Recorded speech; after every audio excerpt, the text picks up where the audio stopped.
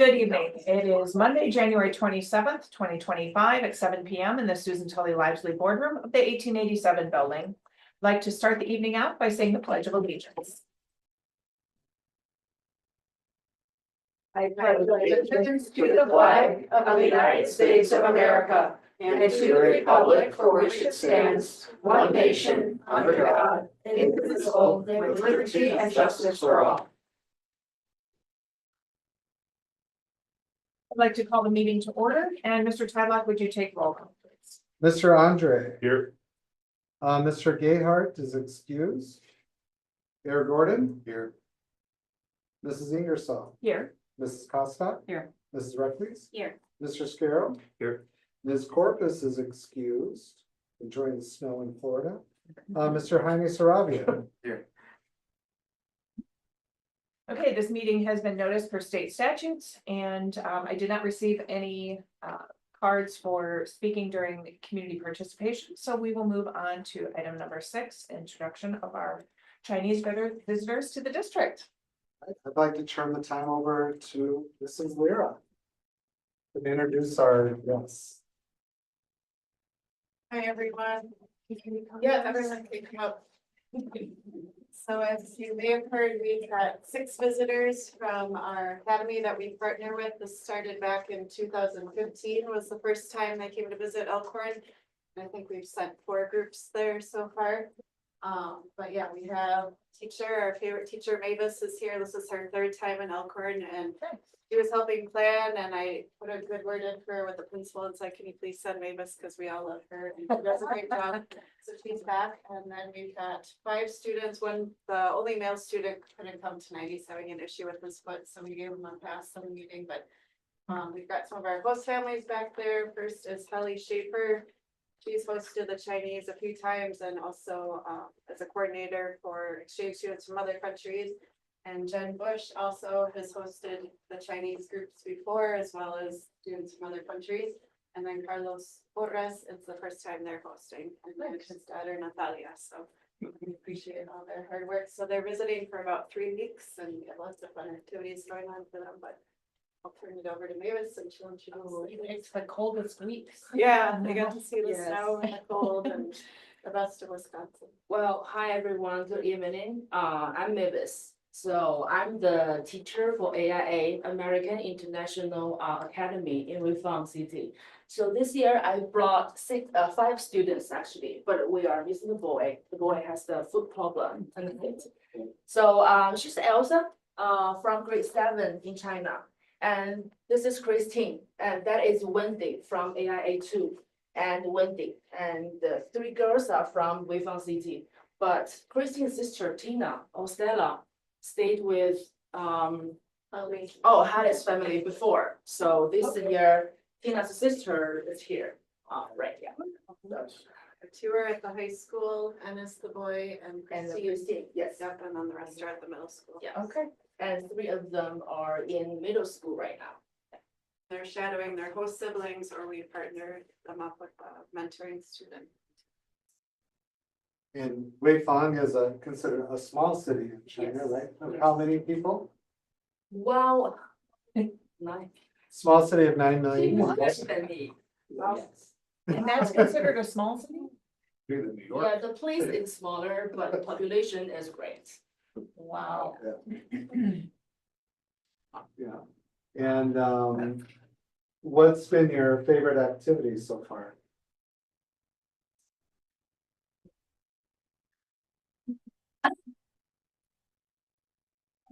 Studying at school.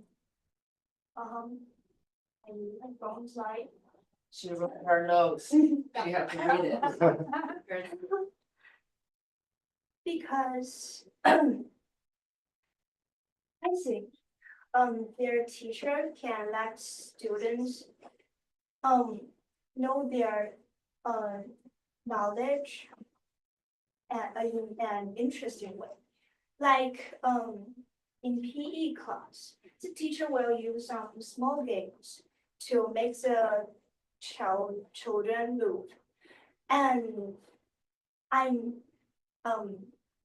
happy dance games, and in math class, the teacher will put the questions that need to be done on the wall of the classroom and let the children find the question to do. Which is also very interesting for me. And also science class, teacher will, the students will make a video of what they study, so they can enjoy it and then know their knowledge. So. Very good. Christine will share yours. I think one thing that really made my journey here great is how friendly everyone approaches me. On my first day at this school, I imagine myself in this very awkward surrounding where I can't really learn this with the classmates and all that. But after about an hour, I made lots of friends already because everyone approaches me very nicely and they're willing to talk to me, to ask about like my hobbies and all that, which really made studying and also living this new environment really easy for me, and I really appreciate that. Sure. Yeah, go ahead. I think here is that is shorter than China. We do have more time to focus on other activities after school. I'm very happy to study at university here. We are quite busy in China because we finish school at 6 in the afternoon. Some of the students attend to the state study evening. They will finish school at 8:30 p.m. from Monday to Tuesday. This keeps us very busy every day, so I like it. So we do have a long day at school in Yifang from 7:30 to 6 p.m. Oh, And wow. sometimes if they would like to join the dinner or stay for longer for self-study evening, they will stay at 8:30 p.m. So, yeah, Oh, my goodness. two teachers have to take turns to take care of them. Right, so it's quite long day in China, Wow. especially for public school, How many days a week? right? Yeah, 4 days a week, Oh, from really? Monday to Thursday. okay. Sometimes Saturdays too, right? Yeah, sometimes Saturday, right? Teacher would like to tutoring them for free, so they came to school every Saturday sometimes. So they are quite happy here because we released at 2:45. Yeah, so they spend lots of time on like after school activities. Yeah.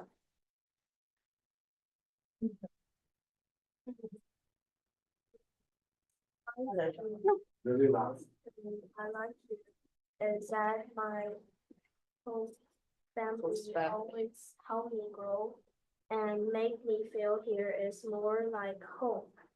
I was very shy and I am younger in the group, so I am not wanting to open up my mind and talk to my host family. The host parents are worried about me and talk to Miss Mavis. They want me to speak at any time bravely, no matter how difficult for me. They could help me. I feel better this week. They included me a lot. Because Elsa and Wendy are the youngest, they are 12 this year. Oh, wow. So sometimes they are like homesick here or Sure. they don't want to open up their mind. So Carlos helped her a lot. Yeah, he talks a lot as well. Wonderful. Yeah. Yes.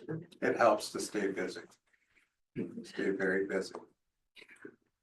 Other, yeah, they've been, Mrs. Lair is great, working with them, create a wonderful itinerary, lots of events. You went to the Bucks game recently, Thursday, you've been to Chicago already? Yeah. Chicago's So next maybe week. on next Yeah, week. Public Museum in Milwaukee. Okay. And Weifang is also in the winter right now, and it's Oh, cold, right? yes, but not here, like. Not this cold. This was unique. Yes, already. Yes, last week we had snow, right? Yeah. The day they are celebrating the new year already. So when time is faster there. And that's why they do the trip this time of the year. They're out of school and it's during Okay, their mid-year break, their New Year break. sure. A big dinner planned. Right, Maybe let's Wednesday. plan 7 dishes she's cooking.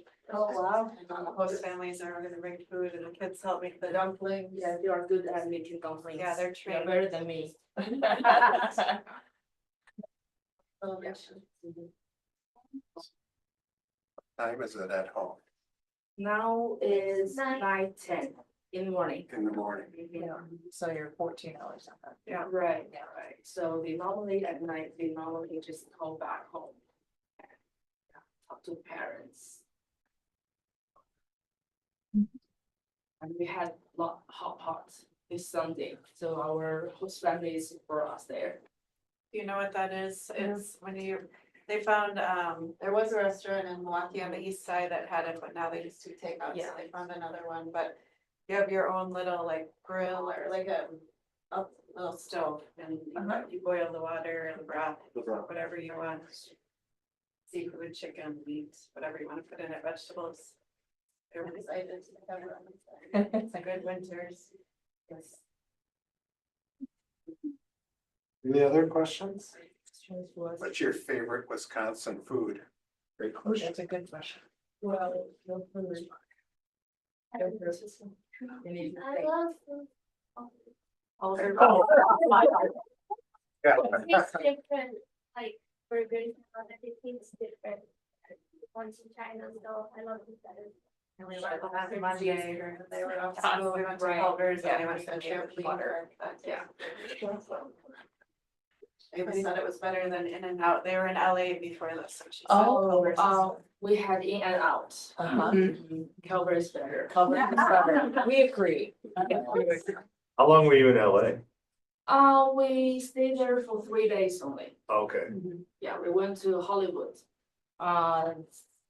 Then Monica Beach.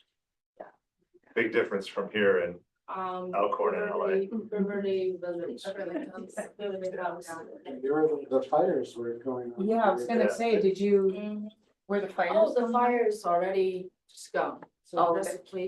a policeman just walking around driving. Okay. Yeah. The fire and.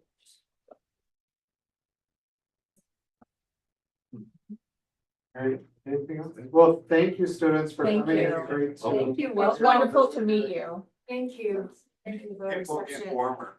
Yeah, this, Yeah, Thursday. this week is supposed to be a little warmer. Right, this also. Thank you. Thank very you much. very much. Thank you very much.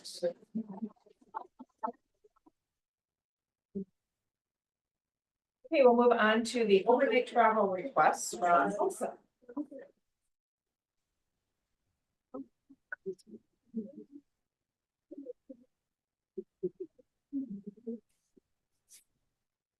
Hello, my name is Eva Sowers, and I'm a senior this year at the high school, and I'm also serving as this year's HOSA president. And hi, I'm Ally Sachs. I'm the vice president of HOSA and I'm also a senior. Hi, I'm Mitch Jack. I'm in 7th grade. I'm Connor McDonough. I'm in 7th grade. So as you said, the group that we're representing is HOSA, which is a group for future healthcare professionals. Our advisors over at the high school are Ms. Straw, Ms. McNell, and then over at the middle school is Ms. Kroll. Our high school membership has really grown this year. We're very excited about that, and we're currently standing 109 members strong this year. That's amazing. 17 members compete in regionals on March 1st to 10th. Some events/students will compete in round 2 at SLC. All students find out results at the state leadership conference. And right now we're requesting about 35 to 40 high school members to spend the night over in the Kalahari. It'll be from April 6th to 8th. So 2 nights from like Sunday afternoon to Tuesday at noon, and we would take the bus up there. Our chaperones would be Miss Straw, Miss Pignell, and Miss Osh. And then we have 17 middle school students that also want to go to the Kalahari, April 6th and 8th through 8th in 2025. With Miss Croak and Jamie Saunders as our chaperones. So up here is the cost breakdown. Last year and previous years, this conference was hosted by the Chula Vista. This year, the conference will be hosted by the Kalahari. So price for conference registration as well as hotel fees has gone up. Over there, closest to the right, I believe, this is the breakdown of cost per night per student. So this does depend on the arrangement that the student does choose for themselves. If they choose to be by themselves in a room, that would be $140 per night. This is again a 2-night trip. And then they could choose to share a room with up to 1 extra student, 3, 4, even 5 extra students to lower their cost to $24 a night. Then we have the grand total per student. This is going to be the grand total for their entire trip. Again, this is broken down by the room situation that they choose. So one student, they would pay $380 for their whole grand total trip. They do have the potential to lower that down to $147 with 6 students in a room. We also have listed the conference registration, which is $85 per student, as well as our bus fee, which will be $15. And then I wanted to ask about the International Leadership Conference, which will be in Nashville this year, and it is only for the high schoolers as of right now. We're seeking approval for this trip. And normally, we would do it again like closer to the time it's being, but we wanted to do it now just so you guys would be aware. The only information we know is that it is from the 17th to the 22nd of June, and so we don't know any like hotel information or flight information yet because that does depend on how many people like qualify from state. We typically have around 10 to qualify each year. Does that sound? Yeah, about that right? sounds all right. I went last year, so I think it was like 10 to 12.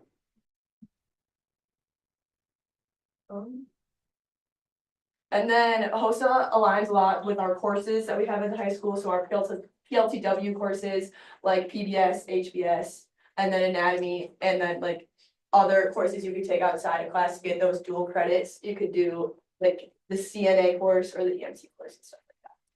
And listed below, this is just emphasizing that the State Leadership Conference along with the International Leadership Conference are great ways for students who are in HOSA to explore the healthcare profession deeper and get opportunities that may not be offered directly through programs at the high school.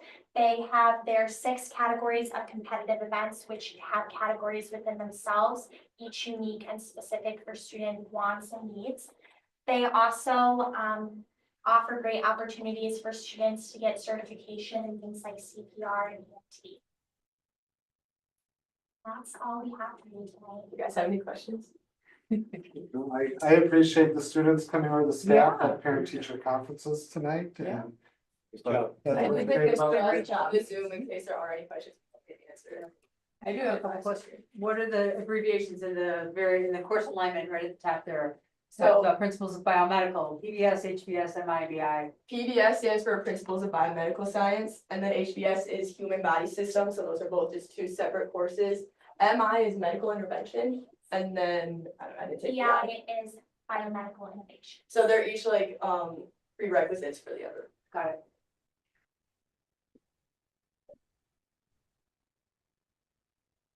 So I'm just going to say I am here. I'm Mrs. Straw, the host advisor, if you do have any questions for me as well.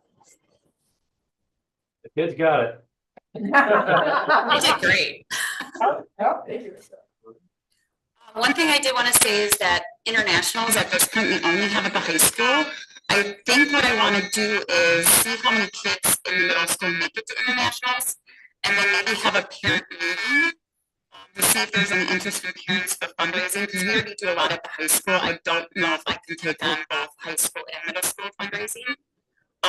So maybe we'll come back to discuss if there is an interest in internationals for the middle school.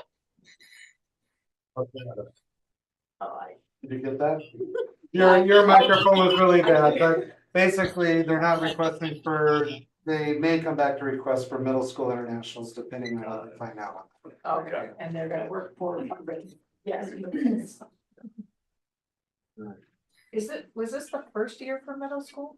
Yes. Okay, Yeah, it's all kinds of go over it. yeah. I've actually had a middle school chapter a few years ago. And one student had the opportunity to go to internationals. But it was just one student, so that's why they didn't go. The cost of it was just too high for chaperones and all that.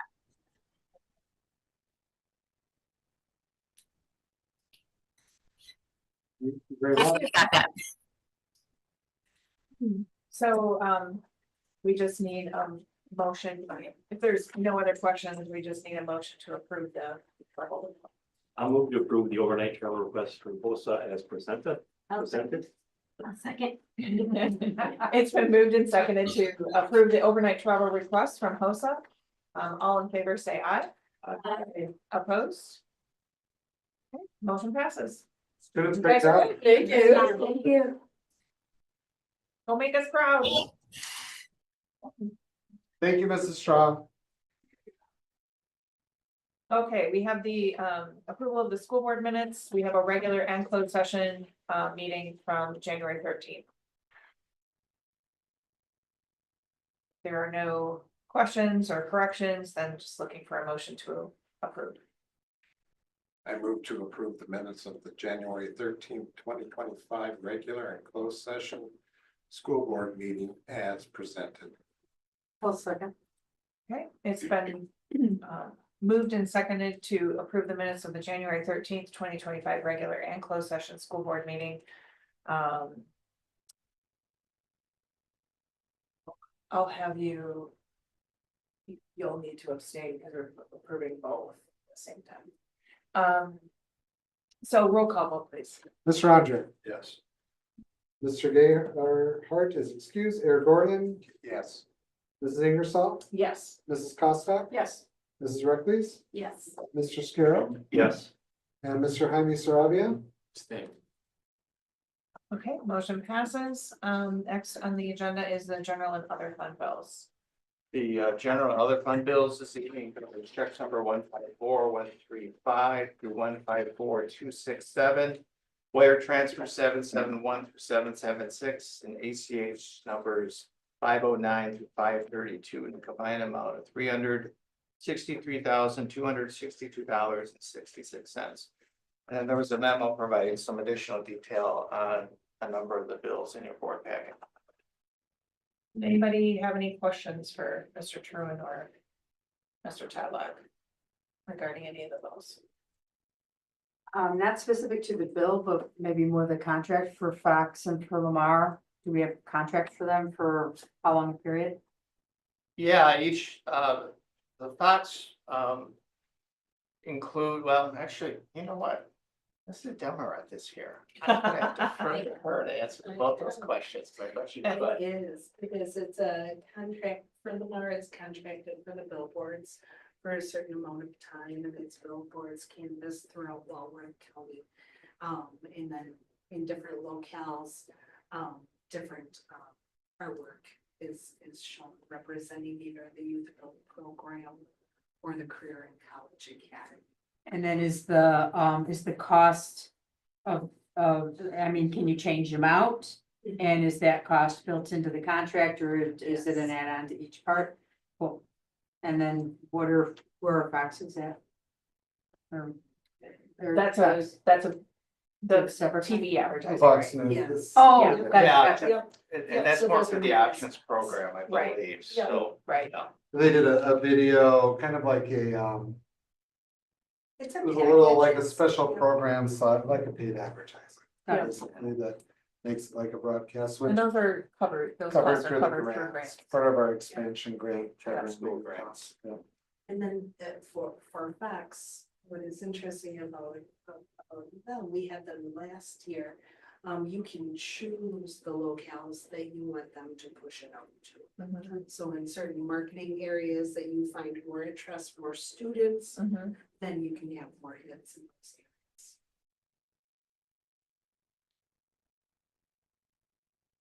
Any other questions? Okay, hearing none, then I'm looking for a motion to approve. I'll move to approve the general and other fund bills of January 27, 2025.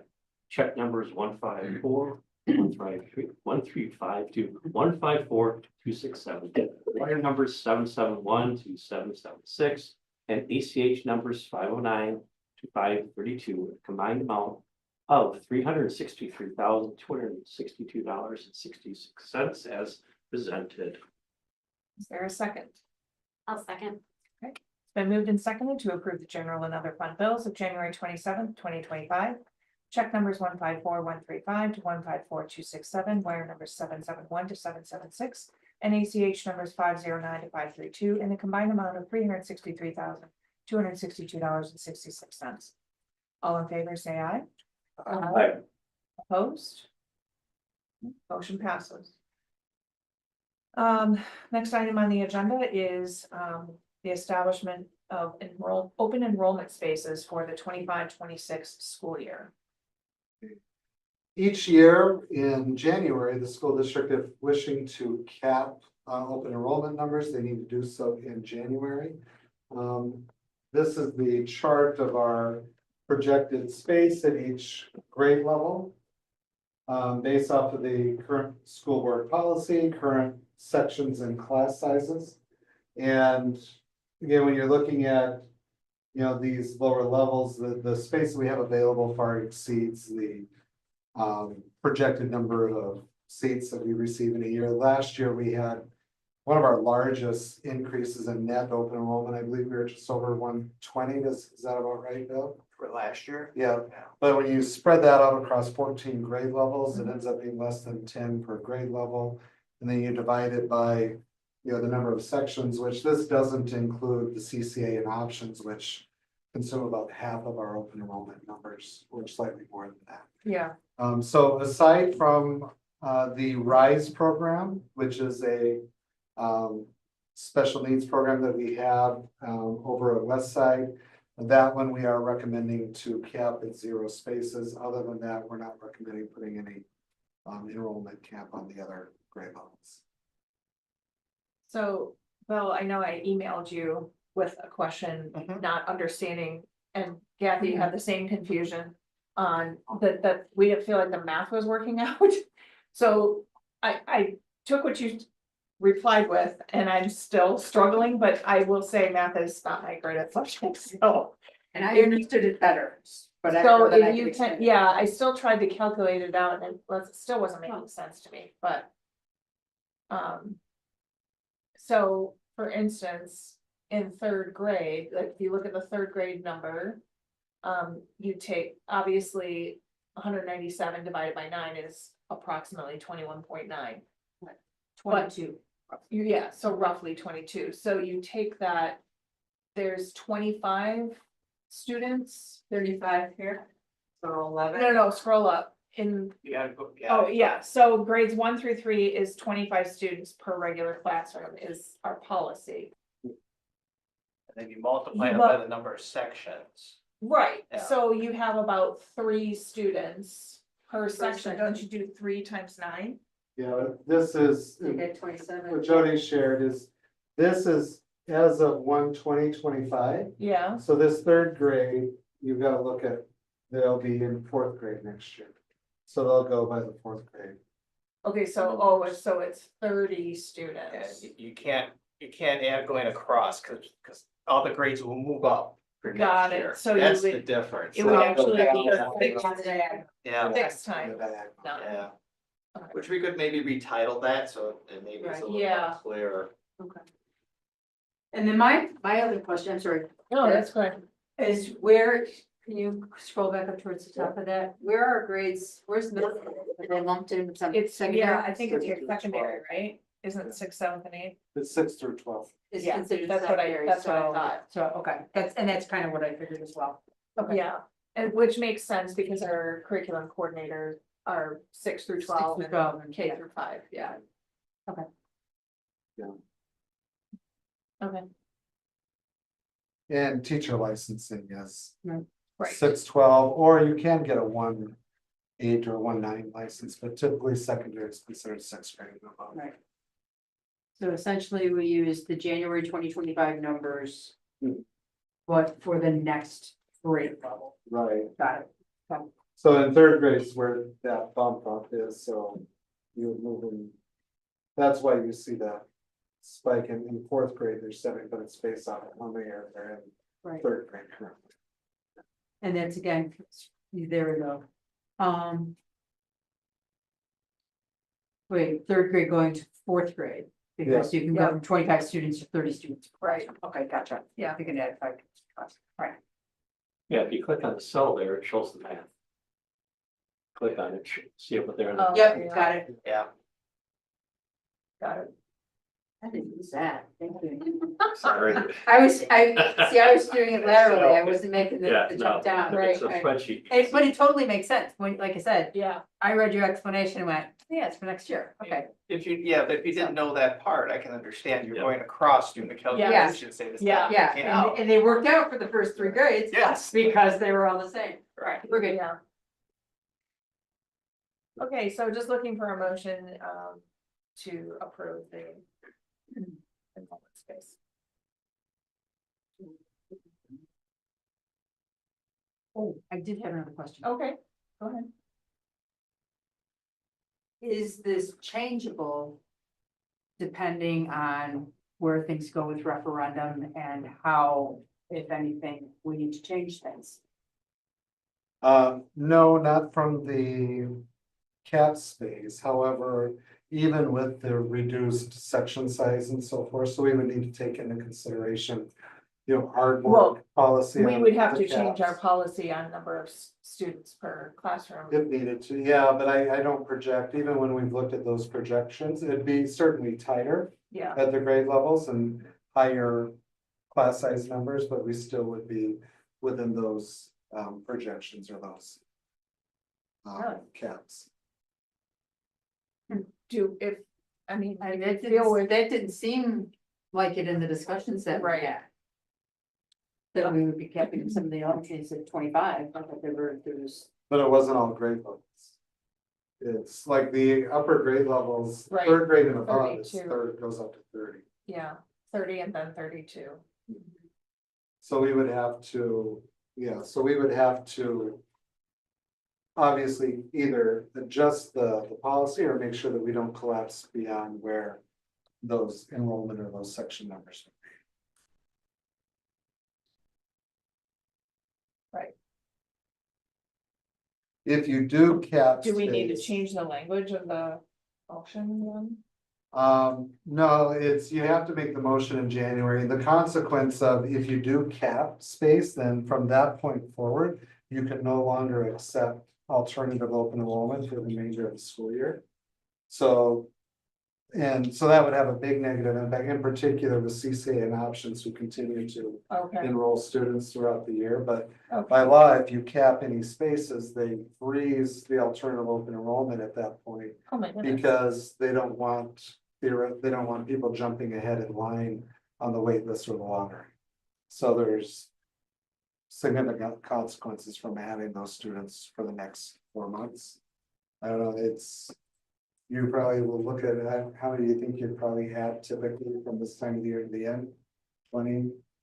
I had 4 start today. So it's. So, yeah, I mean, So my recommendation would not be to cap, it would, Yeah. we'll figure it out if in Okay. that scenario and we have to adjust. we'll in make a, it work. a secondary context, think about, as a high school principal, I would rather get a student who may be struggling right now. Than wait a year to say, no. We're going to have to wait until the open enrollment window, and then you have to come in for next year. yeah, When we could change situations right yeah, now, so okay. always. Cause there was a time, I think, that there was a very narrow window of time. Yes. Was it before Scott walked? Well, yeah, definitely before, but also, I mean, the alternative open enrollment did come out, but probably not until the second term of Walker, I think. And it was really a negotiation, they wanted open enrollment all year long, that they didn't ever want a window. The negotiation was that they'll still have a regular open enrollment period, but that in July 1, alternative open enrollment will open up in. Okay, So for the most part, it keeps it wide open unless you cap spaces. got it. And then it closes the alternative open enrollment from the point the spaces are capped. But yes, it used to just be from January to That- April. Yeah, that's what I And that was thought. it. If you didn't open enroll during that timeframe. you You, couldn't too open bad, so enroll. sad, yeah. In the first few years, the state limited the number of students that could apply. Yes, Very. I do it's got remember that phased as in. well. Yeah. Yeah, that's when my kids were in school. Okay, looking for, if there are no other questions, looking for a motion to approve.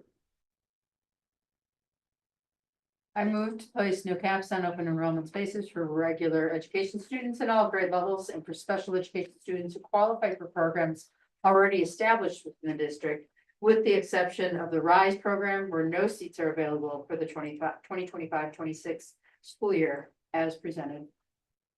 Is there a second? Second. It's been moved and seconded to place no caps on open enrollment spaces for regular education students in all grade levels and for special education students who qualify for programs already established within the district, with the exception of the RISE program, where no seats are available for the 25-26 school year. All in favor, say aye. Aye. Opposed? Okay, motion passes. I do, to bring up that point, I do, and if we don't have if the referendum's not successful in April, and we need to go to the staff reductions that we've projected to balance the budget, I would anticipate that the following year, we would come back probably with, seat caps and so forth, because we'd have limited space within Right. certain program areas. Right. Certain options in CCA, we might not have caps on, but certain program areas, we may have to have caps. Or Minimum. we could also end up in a situation where we have a bunch of people open enroll out of the district because they don't like the model that we moved to. Right. Oh. Then we wouldn't have to Then we wouldn't have a problem, but, have a different. problem. but it would be a bigger problem because that means funding is leaving the school district, so. Okay, student representative report.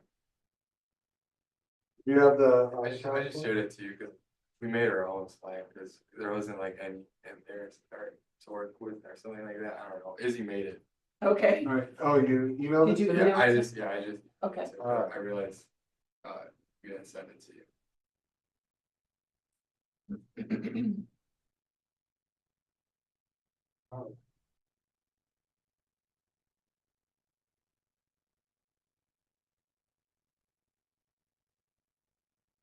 Well, the high school student council is working on the snowball plans. The theme is going to be festivals, and the class themes are Mardi Gras, Rio, Day of the Dead, and Country Thunder.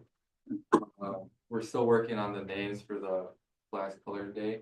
Shrek the musical auditions just took place on Sunday, and they're going to happen again on Tuesday. The show is happening April 11th and 12th. In addition, posted state results just came out. FCCLA has their regional competition next Friday, and Skills USA has their competition on the Friday after. Over at the middle school, Suzical Junior happened over the weekend over at the high school. Algebra celebrated the completion of their first high school credit, that was the 24th. And then Elkhorn area middle school sixth graders are partnering with Wausau Home in Elkhorn to build picnic tables for Veterans Park. 5 students attended the Walworth County Parks and Rec meeting to present the project and asked them to partner with them and making tables for Veterans Park. It's one of the students there. They did a great job. They did a really. Yeah, good Kathy job. was there as well. Students whose lucky names were drawn from last night's book cafe in the bottom left picture, with Miss Fisher. And the bottom right, that's the book cafe, which was a huge success. That was January 23rd. And then in the middle, it's students working on the weave. Very cool. Over at Tibbetts, third graders learned more about local government from Mr. Johnson, the village president of East Troy. Pizza party for some third graders who passed the nonfiction book challenge. Then kids sorted fiction and nonfiction books from scholastic magazines, and everyone found books they wanted to read. So Westside, Mrs. Benowitz's class, practicing their admin skills on the picture on the right. Quack, quack, the art heroes are coming back. The school is participating in Kids Art Challenge. That's kicking off tomorrow, the 28th. And then the bottom left, Westside also had book tasting going on, similar to Jackson. Options, 4K and 5K Montessori students made up their own game and gym. Second grade academy students are making their own landforms in that picture in the middle and mountains, valleys, and streams. And then, what if you couldn't use your thumbs? First grade academy is finding out. Oh my gosh. For CCA, a big congratulations to Graham Hudson and Dalen Schneider for winning 2 of the 4 top prizes of the WCEDA Culinary Showdown. They competed against other Walworth County high schools such as Badger, Bigfoot, Delaware, East Troy, and Elkhorn. Nice. That's a huge accomplishment No because we have some of the best culinary arts programs in the state. I think Yeah. Badgers won some national. ones, Badgers, too, so yeah, they've got a pretty impressive it's program. phenomenal, yeah. And then the annual East Chili Cook-Off is Thursday, February 6th from 5 to 7 at the middle school. Their big online auction opens this week on Thursday, January 30th, and runs through February 6th. And then these are pictures from Miss Esther's last story times. She has 2 penguin story times this week on Tuesday and Thursday at 9:30 a.m. What are they doing in that middle picture? At first I thought it was whipped cream. but Me that- too. Like shaving cream. Oh my. Shaving cream would be awesome. That's over at the library. But I'm wondering if they know it's shaving. It does look like. I know, well, if they put it in their mouths, they're gonna find out. They're real gonna quick. know. Any questions? Who's judging the chili cook-off? Edward? All Oh, right, nice, good job, guys. thank you. That's a lot. That's right. Good, good. Was gonna vote for Greg Ingersoll, but. Hey, how can you vote without even trying? Well, he had it last year. I know. Be some better ones. Okay, moving on to our, thank you very much, by the way. Moving on to our director's report. All right, I'm gonna turn it over to Emily Lynn to kick us off. I know we have kind of a menagerie of items to report on. Emily's gonna report on, there were a number of questions that the board has had related to special education that that you felt would be valuable for the community or the public to be aware of. So that's kind of what Emily's compiled, and I'll turn it over to her to share out that report. Perfect. So yeah, I tried to put together some slides that were based on the questions that came up the last go around, but if I missed anything, feel free to ask as we go through. So, all right, so I think one of the questions that came up was kind of how does our enrollment look over time? How has it changed over time? How many students do we have in the district who do have IEPs or disabilities identified? So you can kind of see just a snapshot here over the last 5 years of kind of how our population has grown. And if you were to look back even further, back in 2015-16, we actually only had 319 students, and now we have 525. So, or last year, right now we did. Yeah. So this is based on the third Friday.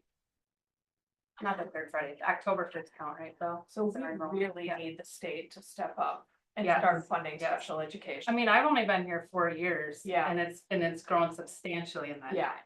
So I think it's just ongoing, and you'll kind of see as we go through, like, where is this enrollment coming from?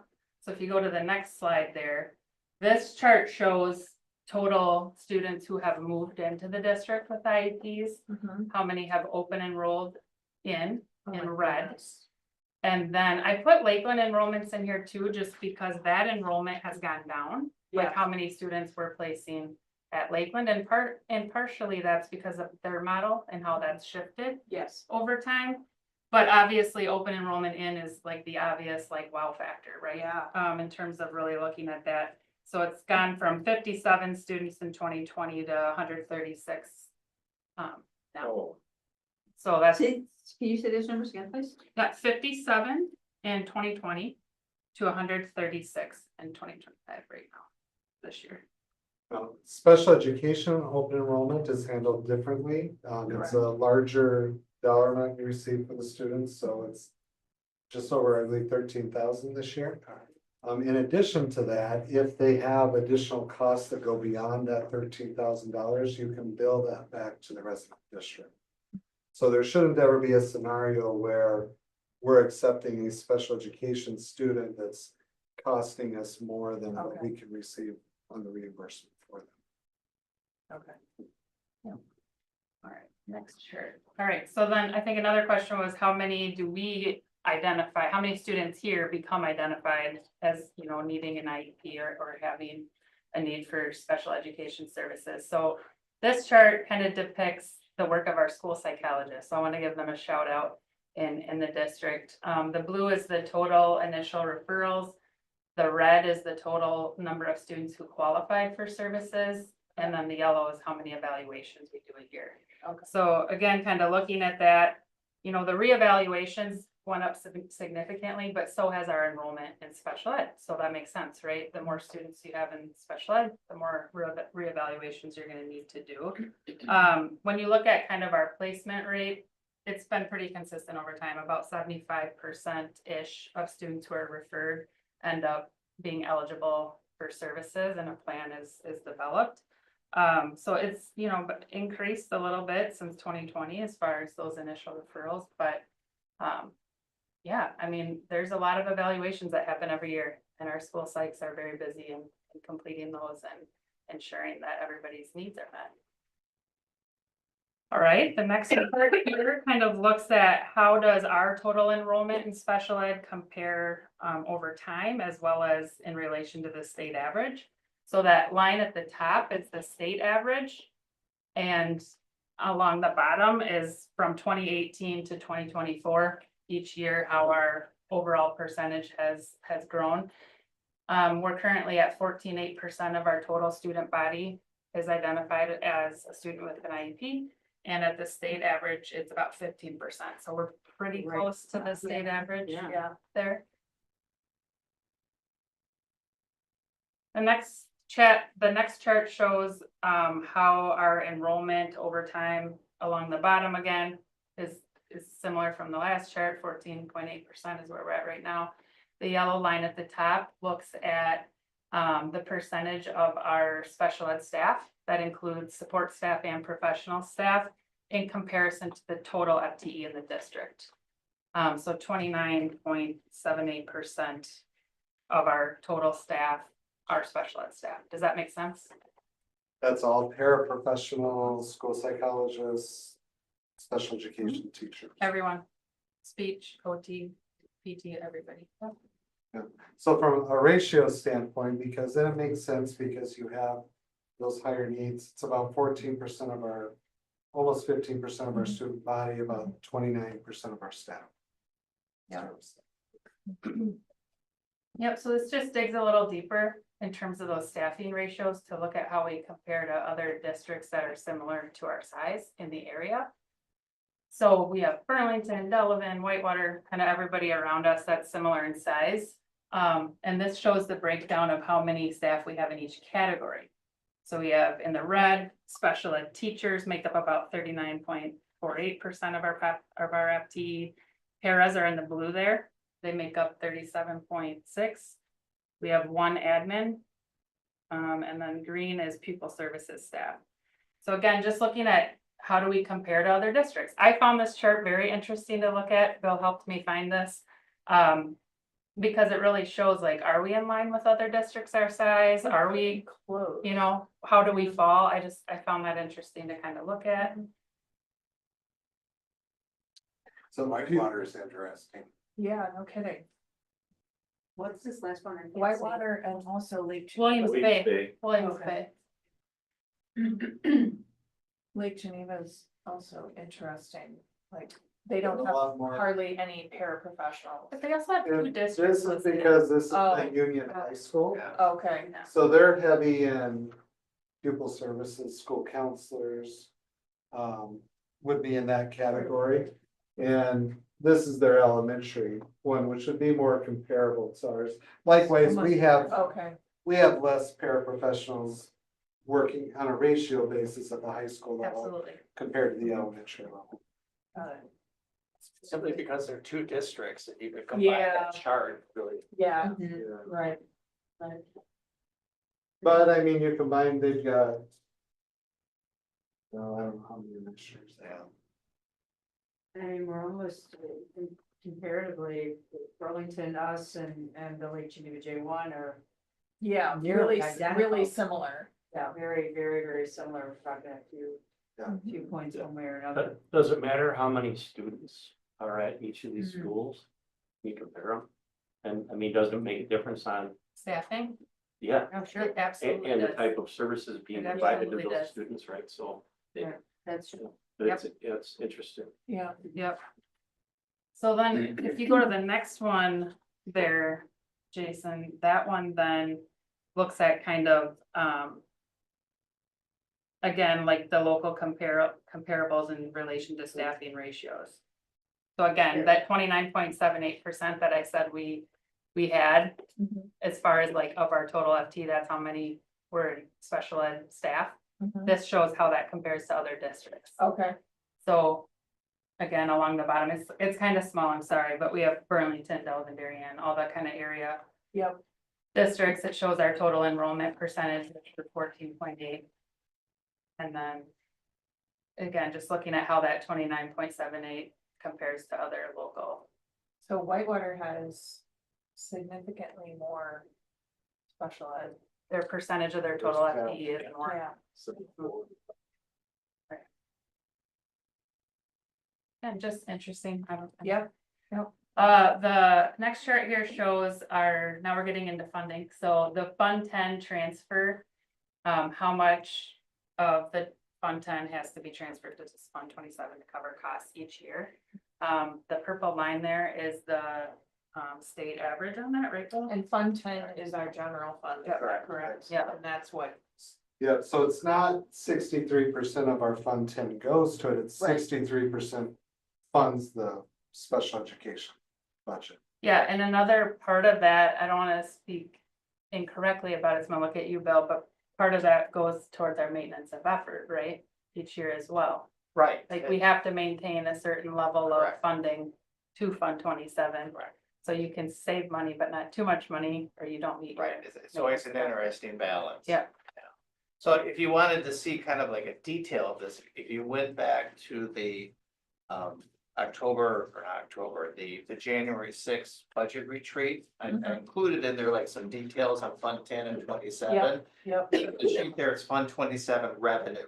And you'll see all the revenue sources, which include all the IDA funds, all the categorical aids, all those other revenues. And then the difference to equal the expenditures is the general fund transfer. Got it. So, So if the state were to fund special education at like the 60% or 66%, I believe. Jill, I don't know. Jill said 90%. 90%, That would be right, but amazing. whatever, they would significantly reduce our transfer amount from Fund 10 to special education. Got it. Freeing those dollars up for the other uses. Okay, now I got it. 60% is I'm just going, the Republican lead of the education committee said that's what they were prepared to do at the last biennium budget, but. it The was 60%? negotiated well. Yeah, that's why. That's right, yes, okay. And then the last slide that I've included just includes additional funding sources that we do have, and Jason also referenced categorical aid, which I think right now is like 30%-ish around there. So increasing that would obviously be monumental for our district. But additional, we have, annual federal grants that we get every year, flow through in preschool entitlement funds. We have Medicaid reimbursement, which all of our related service providers, so like our OT, PT, speech, transportation, they all can submit for their time for school-based services is what it's called.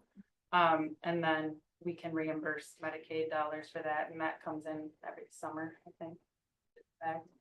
High cost aid, so for students that we have in the district who might incur a cost beyond that base amount of 30,000, maybe they go to a school that requires tuition, it's expensive, or, you know, have a one-on-one aid and transportation, like it adds up, right? Then you can submit for high cost aid, which comes from the state, and then we get reimbursement on that as well. Actual cost is what Jason was referencing, so in the second year of open enrollment, if the cost exceeds that base amount, then we can bill back for actual costs to those districts, and we do take advantage of that. And then we have some competitive grants that we applied for and received, that also help with some of our initiatives and programming as it relates to professional development, getting students out into the workplace and providing job coaching. We bought a couple of vans with that money. So that's been huge. And then we have the transition incentive grant.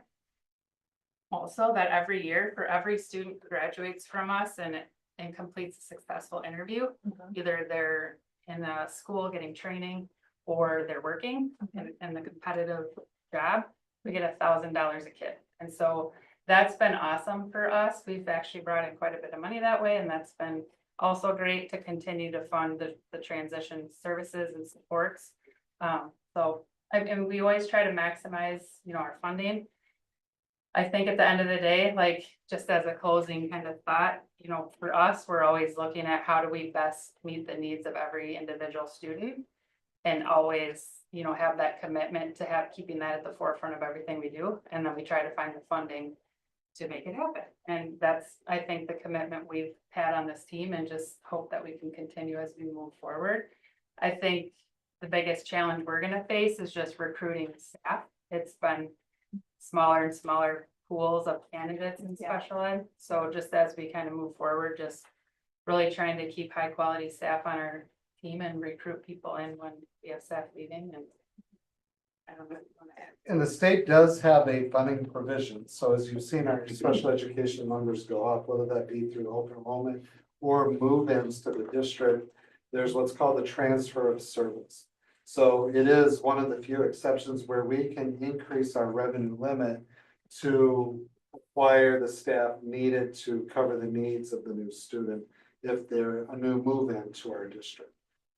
So we do utilize that each year, and you can use that for special education students that are new to the district and EL students that are new to the district when they come in. So the state does have that provision in place, which is helpful. So in a lot of the statistics that you showed were from the last 5, maybe 6 years. Have there been any changes at the state level in terms of qualifying a student for special ed? Do you feel like any of the standards have been lowered to get more kids into it, or why I do you actually think think? the opposite. They Okay. have shifted some criteria, Okay, but it's more robust it is. as far as like So, the evaluation It's process. harder to qualify. you would At say. least in the area, yeah, not harder, but there's a Yeah. lot more pieces to it that Gotcha. you have to look at now with they updated the EBD criteria, emotional behavioral disability. They updated the specific learning disability one a little while ago, more than 5 years. But Okay. they just require more data to be collected across more environments, across longer periods of time. Okay, So I would think, and speech and language was updated as well, and it's a little bit, I think they're trying to make sure we're not over identifying with the changes. well, I in the guess that was criteria. my question Yeah. is, do you feel like we're over identifying, but if you don't think so? I don't think so. I mean, they're following the criteria. The state has been updating those criteria. Yeah. I think we're finding a lot more outside providers, like students will go receive diagnoses and we'll get more referrals, like our referral rate seems a bit higher. Okay, And so we're doing more referrals.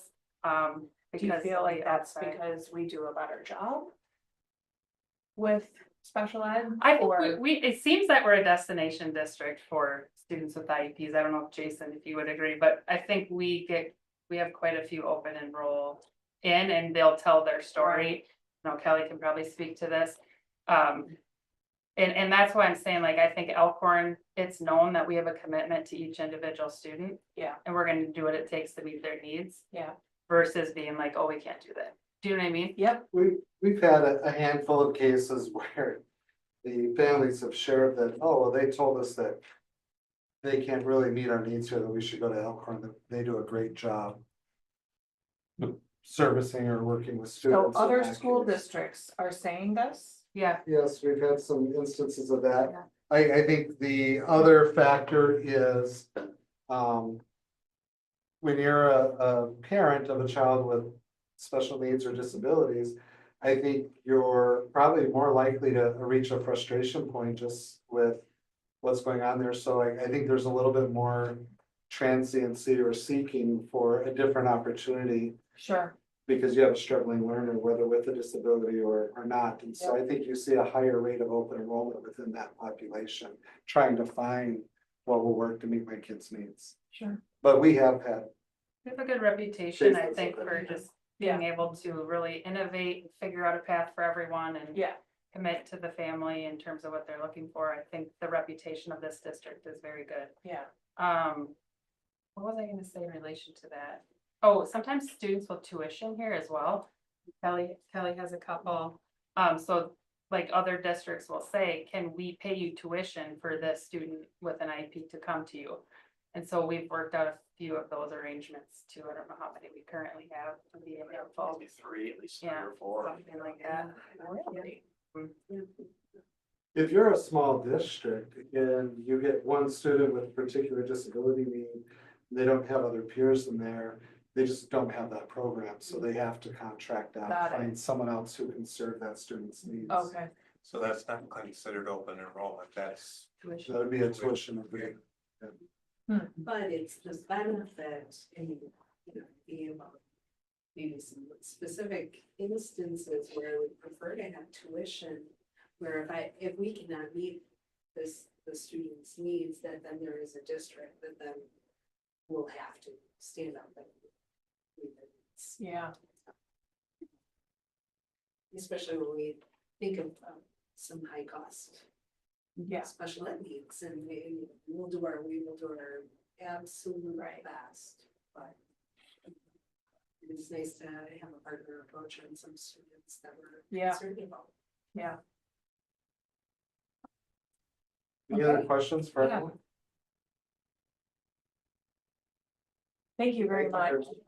Appreciate all that information. Real quick for time, because they've waited so patiently, for my portion, can I table that? Can we go to the CCA piece?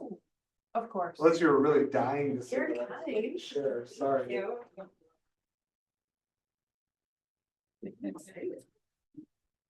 I asked Kelly and Angie Salamone to come and share with the school board. Oh, that's not right. Is that yours? I don't want to present yours.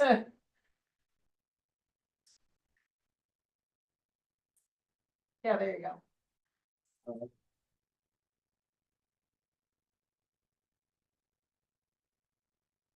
Okay, go ahead. Good evening. Thanks for having us today. I'm Kelly Demrath. I'm the principal of the Career and College Academy, and I want to introduce to you Angie Salamone, our Edge Associates Program. And we're here tonight to talk about the DPI Charter School Grant. But I do have to first talk to you about sausages. Because our students did something amazing. Oh my goodness, and I'm sorry I lost my voice. Our students, and thank you so much for giving us that lead in, that's great. Our students took so there were 4 total prizes, 2 judges and 2 people's choices prizes for the WCETA, the Walworth County Economic Development Alliance Culinary Pro-Am Showdown. And we took 2 of the 4 top prizes. Nice. And it was amazing because there were probably 275 people who attended the event, and both of our This dishes. was yesterday, right? It was, Yeah. it was at Lake Lawn. Both of our dishes, the loaded chili cheese dog fritter. It was wonderful. And the giant sausage of deliciousness. I am not credited with either of those names, nor the cooking, won both people's choice. Oh, nice. Awards, and I have to give a ton of credit to our chef and mentor, Chef Ken from Pier 290. Okay. He mentored both Graham Hudson and Dalen Schneider, our two wonderful student chefs, through this process. And so he actually took them into his kitchen Yeah. and they tried out a variety of dishes because they're given a challenge. Okay. You know, it's a deconstructed hot dog and then something else that has to do with sausage. God love Wisconsin. But you're right, sausage and I know, so like we're in. To think, and Mr. Tavlik, I really appreciate you saying that, to think our Yeah. very small school Yes. could go up against Right. the big dogs. Yeah. And But they it's were impressive. some intimidating big dogs. I mean, their booths were very flashy and very cool and to just see, and we only had two, some of them had like very large teams. And to see like Graham and Galen just quietly Yeah. all day long doing their things, making That's the awesome. fritters, putting the Just nailing it. the giant sausage of deliciousness together. And for it to resonate so much, it was really, really awesome. So That's great. so yeah, I had to start there. But why we're here is we want to talk about the DPI Charter School Grant, and what started us on this career and college journey was really that. In 2019, 2020, gosh, what were we all doing back then?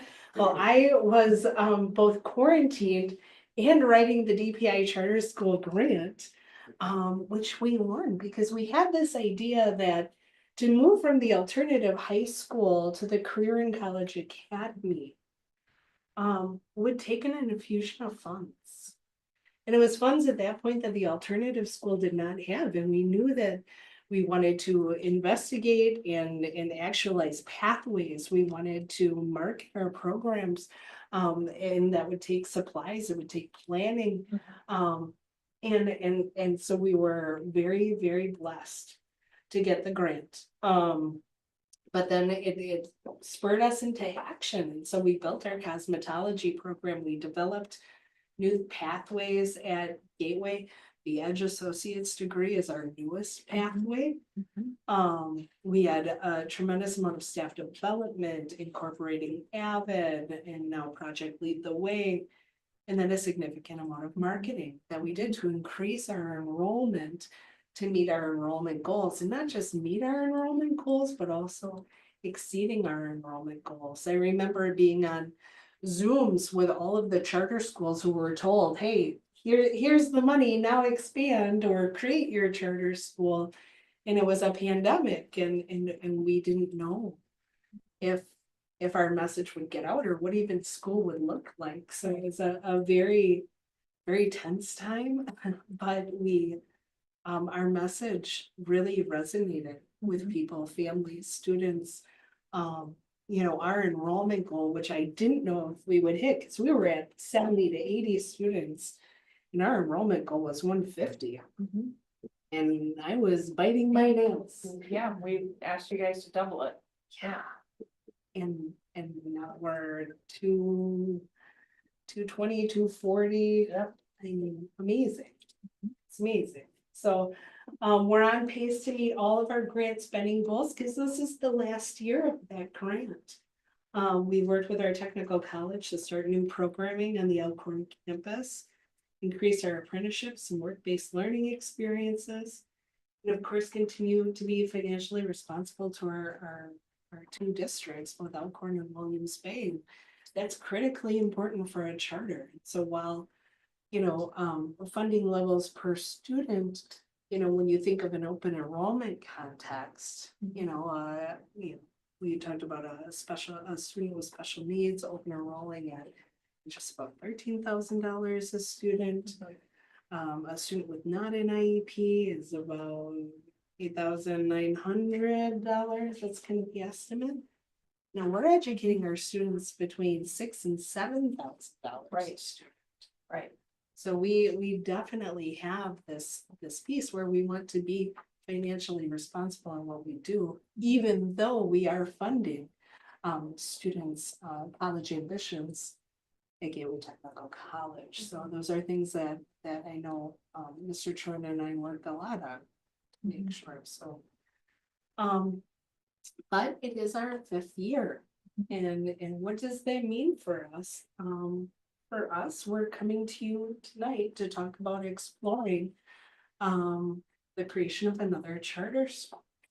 And really we're asking you to consider allowing us to write for it. And so that would be just the approval that we would be seeking tonight to think about what would another charter school be? What would be another round of funding from the Department of Public Instruction?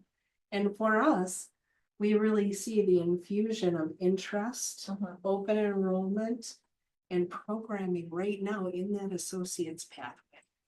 That is really where we see a lot of traction happening, and a lot of other districts also interested.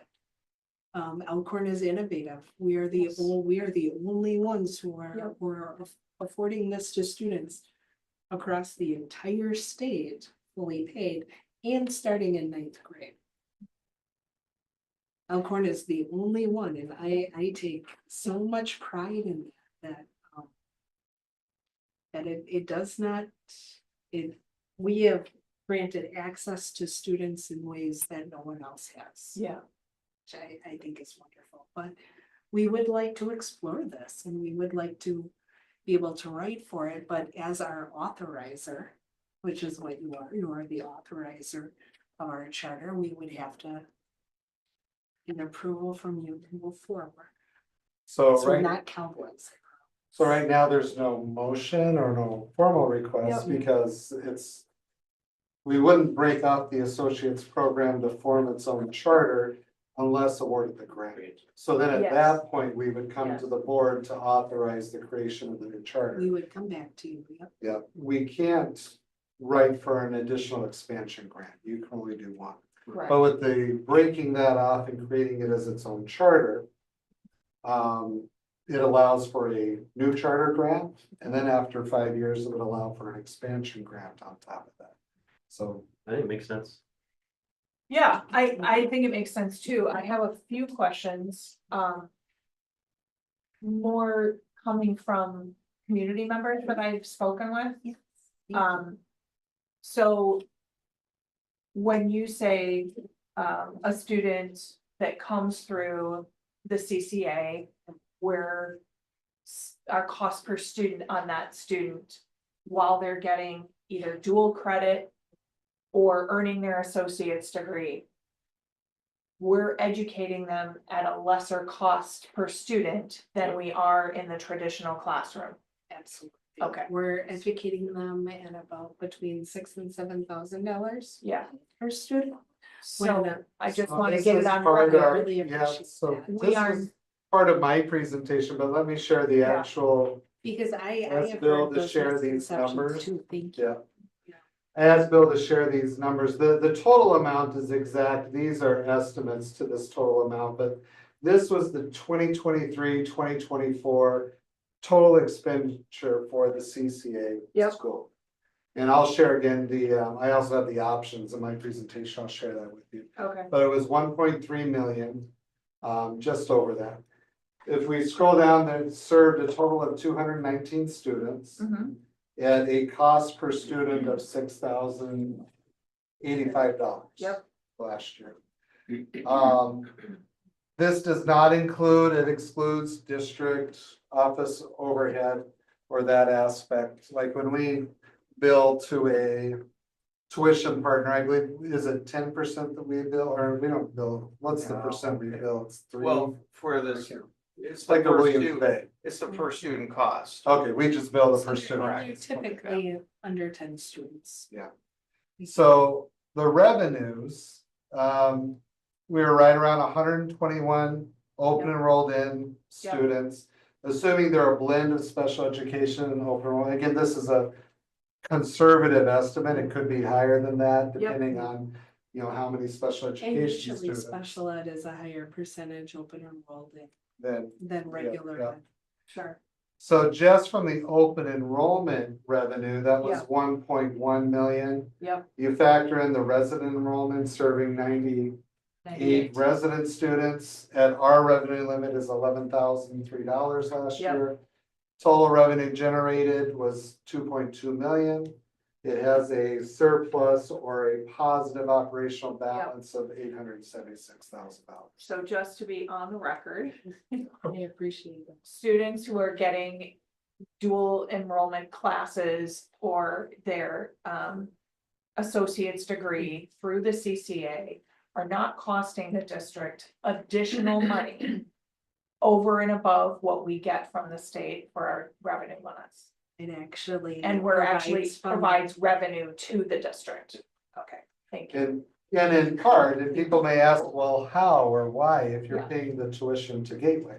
Well, it's because the rate that we're paying in tuition is actually less expensive than the rate to pay a full-time teacher to sit in front of the students. It's- Yes. Gateway is also receiving aid that offset that tuition costs, and Gateway tuition is, typically Yep. 550 for a 3-credit class. Mhm. And so it's a less expensive model for us. It's Mm-hmm. a win-win for Gateway and us. And so- students and families, because then the classes that the students take here at Gateway Technical College can be transferable Mhm. to UW Whitewater, Correct. where the price per tuition is more. So I mean, or even out of state as well.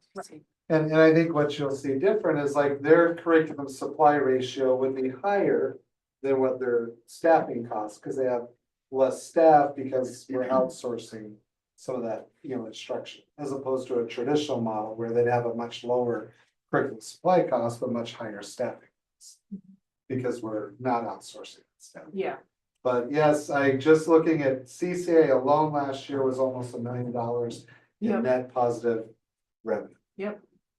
Can we add this to the shared document list? Yeah. Yeah, I believe I did, but I'll make sure that I. yeah, Put it in that's, like Yeah. Julie said, that's a frequent question, and this is pretty cut and dry. Yeah. 8,900, great.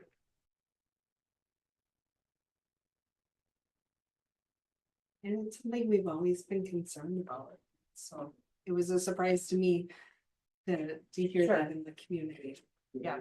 And I've had administrators and individuals come in with other charter school ideas. We've never brought them forward to the board because I'm not gonna bring an idea to the board on a charter school that's going to cannibalize our own student population or require Right, more fiscal resources than it's going to generate.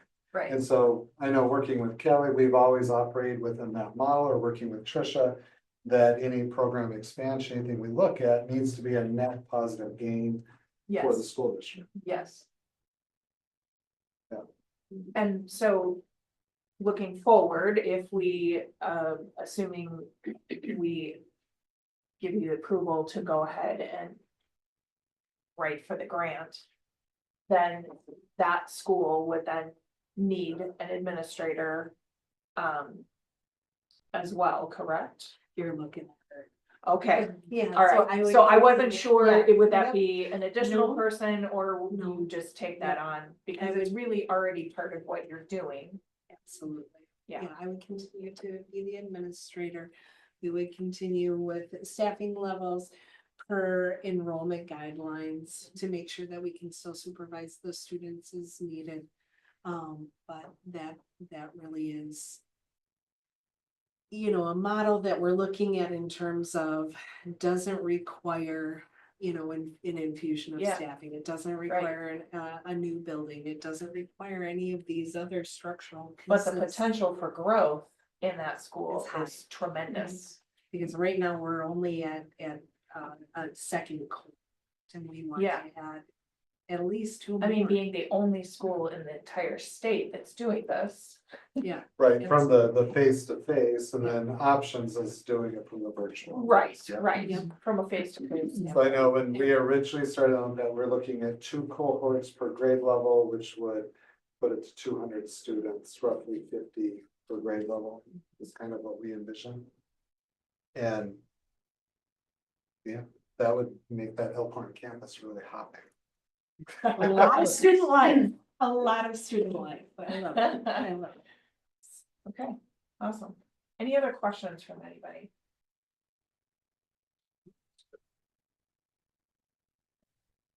Great, so I think we don't need a sharple, it was really more to see, are there any concerns with them writing for the grant moving forward, or sounds like we're good?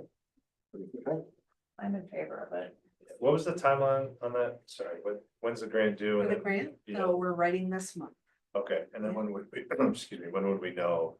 I'm Ish. gonna say we would probably know, Okay. yeah, early, I would say the spring, late spring. Okay. Yeah. Cool. And I think in the experience, I don't know what the experience was last year, but typically while they're competitive, we've always gotten our grants that we've written for on the charter schools. There's a lot of money behind the charter Yeah. movement Yes, on that, so yes. yes. And this is a really innovative model that. Yes, Yeah, wonderful. thank you for your time. Thank you.